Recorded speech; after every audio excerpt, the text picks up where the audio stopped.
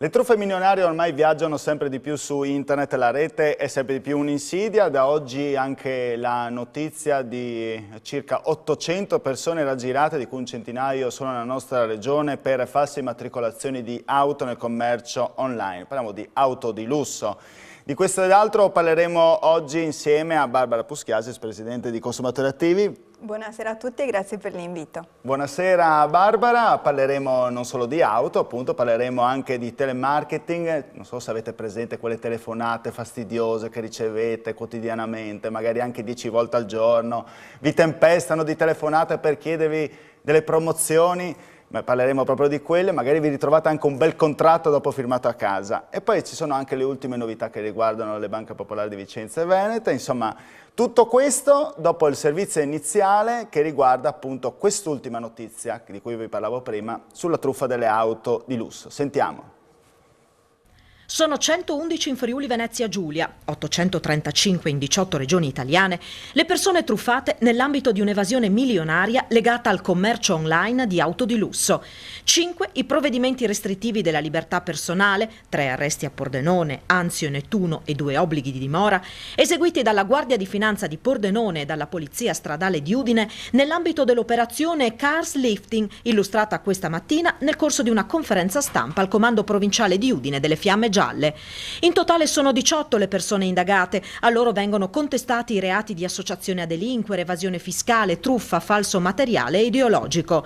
Gli inquirenti hanno anche eseguito un sequestro per equivalente per oltre 5 milioni di euro nei confronti di membri del sodalizio criminale che operava in tutto il territorio nazionale nella vendita di auto di lusso tedesche, Porsche, Mercedes, Audi, BMW.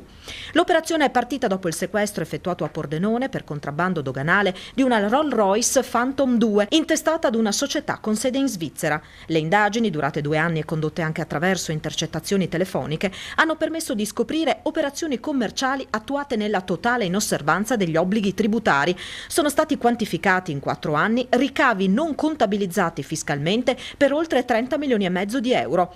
835 i truffati in Italia, dei quali 217 in Lazio, 210 in Veneto e 111 in Friuli Venezia Giulia. Il controvalore complessivo dei veicoli è di 32,7 milioni di euro, 4,6 per le sole auto vendute nella nostra regione. I veicoli erano immatricolati in maniera fraudolenta da agenzie di Palermo, Roma e Treviso. 2 officine conniventi di Treviso e Padova si occupavano della riduzione del chilometraggio delle auto prima della vendita, agendo sul software e sulle centraline elettroniche dei mezzi. È successo anche che, pur a fronte di anticipi già corrisposti, anche di 30-40 mila euro, le macchine non siano mai state consegnate.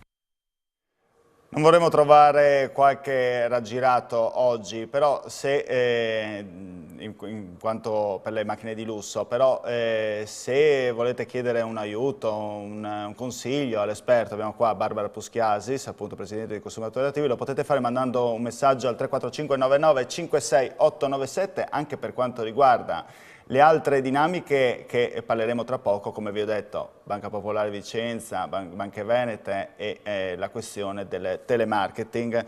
Allora, abbiamo parlato di chilometraggio dimezzato, gente che anticipava i soldi, che non si faceva arrivare le macchine, a parte il fatto che io neanche Amazon, lo dico sottovoce, riesco ad acquistare qualcosa da 3 euro perché ho sempre paura che non mi arrivi e non sono un tirchio sicuramente, però sempre su online adesso ormai dilaga la truffa ed è la paura maggiore in questo momento e magari qualcuno vorrebbe anche sapere come difendersi da queste truffe, perché il commercio online va tantissimo. Assolutamente, bisogna stare attentissimi quando ci si approccia alla rete, ma per una serie di motivi, nel senso che proprio è un luogo per diciamo, tante questioni insidioso e per il quale bisogna avere diverse accortezze. Allora, in primis vorrei parlare appunto del caso Cars Lifting, che è un caso che in realtà si ripropone perché nel nostro territorio già c'erano state in passato delle casistiche simili di auto schilometrate, si dice, quindi appunto con la connivenza di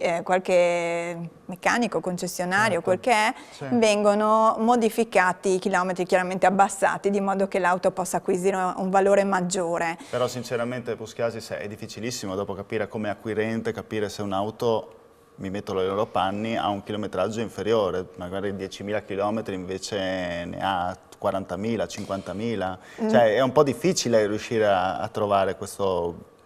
Allora, in realtà parlando trucco. con i tecnici, insomma, uno che ha l'occhio acuto riesce a capire, perché sollevando insomma, il cofano della nostra auto riusciamo a capire quella che è anche lo stato di logoramento del motore. Quindi guardare sempre molto bene tutte le parti del veicolo, questa è la prima non solo la carrozzeria, consiglio. non solo gli interni che magari ci possono piacere tantissimo. Il solito gesto di quando si entra in una macchina nuova, che bella che è, no? Che bella e profumata. Esatto, invece bisogna aprire anche il cofano. Assolutamente aprire anche il cofano, magari chiedere al proprio meccanico o carrozziere di fiducia di venire a vederla assieme a noi questa macchina, di provarla anche, quindi proviamo a fare un giro con quest'auto, quindi non affidiamoci unicamente alle immagini che noi vediamo in rete. Esatto. Questa è la prima cosa, ma comunque per tutti gli acquisti su internet vale questo. Cerchiamo di informarci sul tipo di acquisto, ma anche sul prezzo, perché tante volte il prezzo è rivelatore. Quando troviamo un bene che costa troppo poco,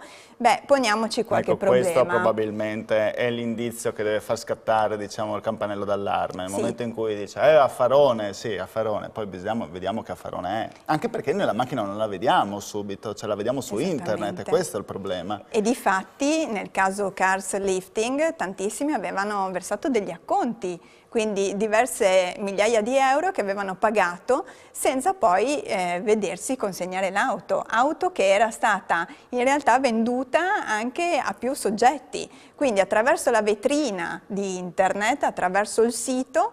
Questa macchina veniva proposta chiaramente a una platea amplissima di interessati e questo meccanismo, che oggi si rivela assolutamente criminale, chiedeva ai vari interessati di versare quello che era l'acconto per poi versare il saldo alla consegna mai avvenuta. Ecco, qualche telespettatore ci dice sì, bisognerebbe fare anche però opere di prevenzione, incontri informativi. Capitato a fagiolo questo messaggio proprio.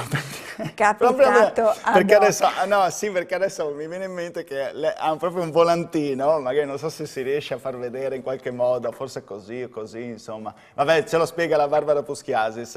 È un bel volantino anche che è organizzato di un incontro che si svolge a Butrio, se non sbaglio, quindi prendete nota, giovedì 4 aprile, lo sto leggendo adesso perché proprio è venuta in trasmissione proprio per questo motivo anche. Esatto, presso la sala consigliare Villa di Topo Florio a Butrio si parlerà delle truffe online, quindi è un momento importante, ricordo alle ore 20 il 4 aprile, un momento importante proprio per approfondire le tutele e anche appunto quali sono poi le conseguenze nel caso in cui si cada nella rete di questi criminali, come potersi difendere e eventualmente anche come uscirne, perché ricordiamoci che ad esempio nel momento in cui noi concludiamo un acquisto attraverso un mezzo a distanza che può essere appunto anche il mezzo online, abbiamo la possibilità anche di ripensarci. Quindi entro 14 giorni noi possiamo anche recedere dal grazie contratto. alla regia che ci ha inquadrato intanto questo foglietto, grazie a delle telecamere che non so da dove sono piazzate, ho paura di questo. Forse cadono dall'alto e eccole qua. Come vedete anche i relatori sono sia dei tecnici, esatto, sia del mondo insomma dell'economia, del territorio, quindi riusciranno a dare uno spaccato molto importante sul mondo online e anche su quelle che sono in realtà le opportunità che ci dà l'online. Diciamo alla gente un po' quali sono le altre truffe online che si aggirano su internet, quali sono le più frequenti che si possono trovare, magari qualche anche vostro persona che si rivolta a voi come consumatori per dire sono stato truffato per questo motivo, ho trovato quest'altro motivo, sì. Ma sicuramente, allora, uno dei primi reclami è quello della non conformità del bene rispetto a quanto veniva presentato attraverso il sito. Un'altra denuncia è quella del mancato invio, della mancata ricezione della merce ordinata, quindi la persona ha pagato e poi non ha ricevuto il bene. Altra cosa ancora è ad esempio soprattutto anche per i cellulari l'attivazione di abbonamenti non richiesti, quindi noi entriamo in un sito, clicchiamo magari inavvertitamente delle finestre e lì poi parte ma lì si può rivalere per esempio?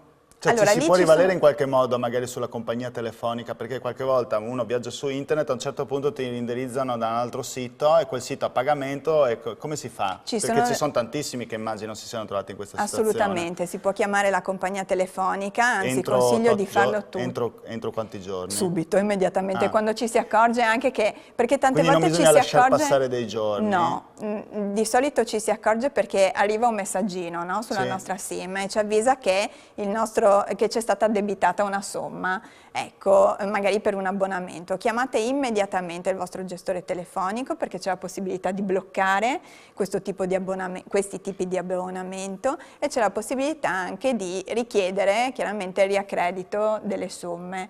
Quindi attivatevi, l'importante è sempre attivarsi subito. Noi abbiamo tantissimi casi di persone che purtroppo magari non sono tanto avvezze all'uso dello smartphone, non controllano molto i messaggini, le cose e poi si rendono conto nel momento in cui chiaramente gli viene bloccata la SIM perché non c'è più credito e quindi chiaramente noi interveniamo, però è un intervento successivo. Per non parlare per tutte quelle volte ogni 3x2 che arrivano quelle mail, phishing mail, come si chiama? L'altro problema è proprio quando questo. dice c'è uno zio che si trova, ha perso l'eredità, sì, non ho nessun zio che si trova in Inghilterra e ha perso l'eredità, qualcuno che ha perso la valigia, dammi dei soldi. Esatto, la cosa assurda è che è arrivata anche alla nostra associazione una mail del genere, dove praticamente con nome e cognome di un nostro associato venivamo avvisati che questo associato si trovava in un paese lontano, purtroppo era malato e quindi aveva bisogno di un aiuto. Tanto che di recente, quando è saltato fuori il caso invece di un nostro corregionale che si è trovato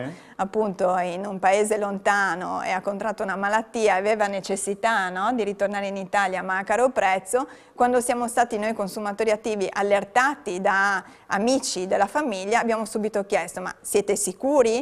Non è che magari si tratti di un'altra truffa? Cioè purtroppo questo sistema, no, di truffaldino che cerca di estorcere soldi alle persone in questo modo fa venire meno anche la fiducia e quando magari c'è veramente bisogno non interveniamo. Allora ci vediamo tra pochi minuti sempre con Barbara Puschiasis e dalle truffe online parleremo di telemarketing.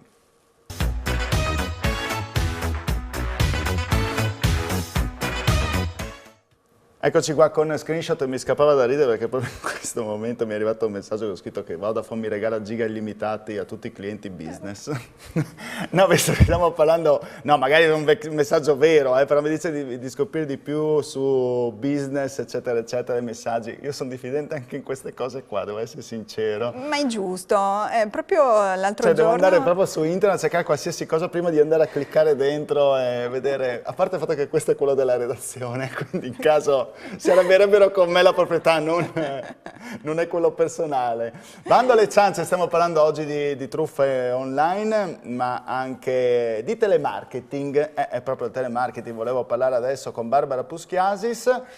Oh, eccolo qua, giusto, la regia che mi manda immagine a quest'uomo leggermente arrabbiato e sopra il titolo "È ora di dare uno stop agli scocciatori del telemarketing". Risale al 22 febbraio, quindi un mese fa, giusto, a pennello. Ma se ne parla ormai da 40 anni, cioè più o meno dall'invenzione del telefono non cellulare, vero? Esattamente. L'anno scorso si pensava fosse l'anno della svolta con la legge 5 del 2018 che doveva dare un taglio a queste cose. Siamo in Italia purtroppo. Purtroppo no, perché mancano i regolamenti attuativi, quindi gran parte della norma oggi non ha ancora trovato applicazione. Questa norma si poneva quale obiettivo quello di limitare le seccature soprattutto al telefono, quindi dava la possibilità agli utenti di poter registrare anche il loro numero di cellulare nonché l'indirizzo di casa nel registro delle opposizioni. Al fine di non ricevere più informazioni commerciali. Mi è arrivato un messaggio prima della pubblicità, qualche telespettatore attento aveva detto come faccio a bloccare tutte queste telefonate, anche sul cellulare. Ecco, chiaramente ad oggi noi abbiamo disponibili unicamente il registro delle opposizioni, che però funziona pochissimo, ma iscrivetevi. e ulteriormente dobbiamo renderci un po' acuti e quindi imparare ad usare il nostro smartphone. Abbiamo la possibilità di bloccare delle telefonate, ma ci sono anche delle applicazioni che nel momento in cui ci arriva un numero che non è nella rubrica ci dice quanto è affidabile quel numero e da dove proviene quel numero. Sì, sono delle applicazioni che si fondano su delle community di persone, quindi nel momento in cui qualche persona riceve una telefonata ad esempio da un call center segnala che quello è un call center. La novità che ulteriormente doveva introdurre questa legge 5 del 2018 e che in realtà è stata introdotta senza nessun effetto era la necessità di rendere chiari i numeri utilizzati per il telemarketing. Sì. E quindi prevedeva che l'operatore chiamava da un numero appunto in evidenza, che può essere un numero di cellulare o un numero fisso, quindi non da numeri privati come vedevamo tempo fa, oppure deve esserci un prefisso davanti, un prefisso che è individuabile. Tutto questo è stato attuato, però non è servito assolutamente a nulla, perché le telefonate continuano ad arrivare e arrivano moltissime anche da numeri cellulari, quindi noi non riusciamo a capire. Personalmente mi arrivano tipo tantissime da 091, poi c'è Palermo, la Mezzia Terme, non so, tantissime. 08, 02, 06. Sì, magari aver perso anche qualche occasione di lavoro che mi arrivava da Milano, roba del genere, però nella mia diffidenza più totale mi arrivavano spesso anche telefonate che ovviamente non è che non vado a rispondere da numeri di cellulare, perché potrebbe essere sempre qualcuno mi cerca per qualche notizia, per darmi qualche notizia, ma magari mi capitavano numeri, vedevo il prefisso appunto di Palermo, roba del genere, dicevo ma chi mi può chiamare da Palermo, così insomma, quindi anche in questi casi la diffidenza insomma può aiutare. È una grande seccatura, state attenti, nel momento in cui rispondete non dite mai di sì. Ecco, allora, appunto, volevo se era vero questa cosa, sfatare questo mito, cioè nel momento in cui dico sì, pronto, sì. No, non dite mai sì. Quando rispondete dite pronto e se vi chiedono lei è il signor Mario Rossi, voi chiedete prego, mi dica, ma non dite mai sì, non date mai la conferma, perché quel sì potrebbe essere registrato e potrebbe essere poi incollato a delle domande che chiaramente loro vanno a preregistrare. Poi state attenti anche a come viene formulata la telefonata. Ad esempio proprio l'altro giorno, mentre mi stavo studiando questo tema, mi è arrivata una telefonata di una compagnia telefonica. Ho provato a portare avanti la discussione. Allora, questa persona mi chiama e dal call center. Cadono sempre male. Sempre malissimo. malissimo. Cioè, veramente non era il caso né per quella roba delle phishing mail né adesso per quella questione del coso. Le telefono sempre e cadono male. Vabbè. Esatto. Lei non sa chi sono io, le dovrebbe rispondere. No, io, anzi, mi hanno chiesto anche conferma del mio nome e cognome. Ecco. Però hanno iniziato subito dicendomi, guardi, abbiamo per lei un regalo e una promozione. E io gli ho detto, beh guardate, ditemi intanto del regalo, la promozione non mi interessa. Quindi hanno iniziato a rappresentarmi la possibilità di avere tanti giga a casa gratuitamente, eccetera. E poi mi hanno detto, guardi, noi le possiamo inviare un nostro tecnico a installarle il modem e attenzione quando vi dicono così, non accettate mai, perché nel momento in cui arriva il tecnico e vi installano il modem, il contratto vuol dire che sta partendo. Quindi ricordatevi sempre di dire di no. E chiaramente se invece magari il tecnico arriva, ricordatevi che avete il diritto di recedere entro 14 giorni dalla prima fattura che vi arriva a casa nel caso di servizi. Quindi attenzione, fatelo subito, fatelo tempestivamente. Se siete in dubbio sul contratto, chiaramente rivolgetevi a Consumatori Attivi, un'associazione dei consumatori, perché prima vi muovete e più facile è liberarsi da queste cose. Però ecco, il consiglio è non concludete mai contratti telefonicamente, mai, vietato, e non dite mai sì al telefono. Ok.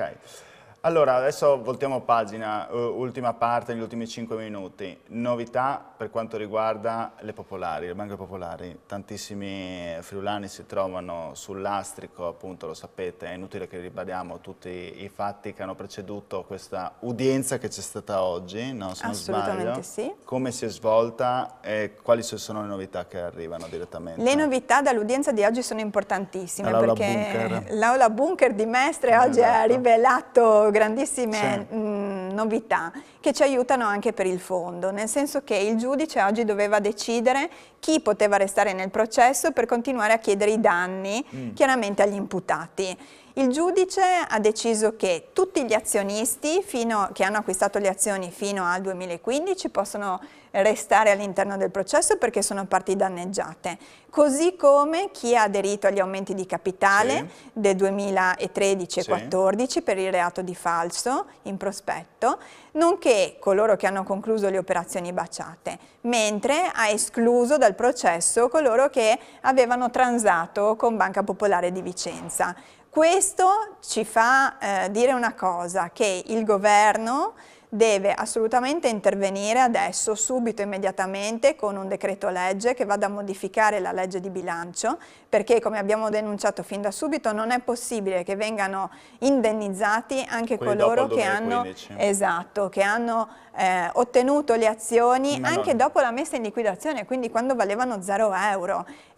Oggi il giudice ha definito queste persone come speculatori. Ebbene, già nel fondo c'è 1,5 miliardi ed è poco confronto dei soldi che sono andati in fumo, che sono all'incirca 11 miliardi per le banche venete. Quindi chiaramente andare a pagare anche questi soggetti va a ulteriormente ridurre le risorse che invece potrebbero essere date ai vecchi azionisti, perché ricordiamoci che nel procedimento penale i vecchi azionisti, cioè coloro che hanno acquistato anche con Banca Popolare di Vicenza, restano all'interno del processo e quindi potranno continuare a chiedere i danni. Abbiamo un po' deluso la politica nazionale? La politica nazionale... Avevate delle speranze? No, non mi dica che l'ha delusa in generale la politica negli ultimi 20 anni o 30 anni.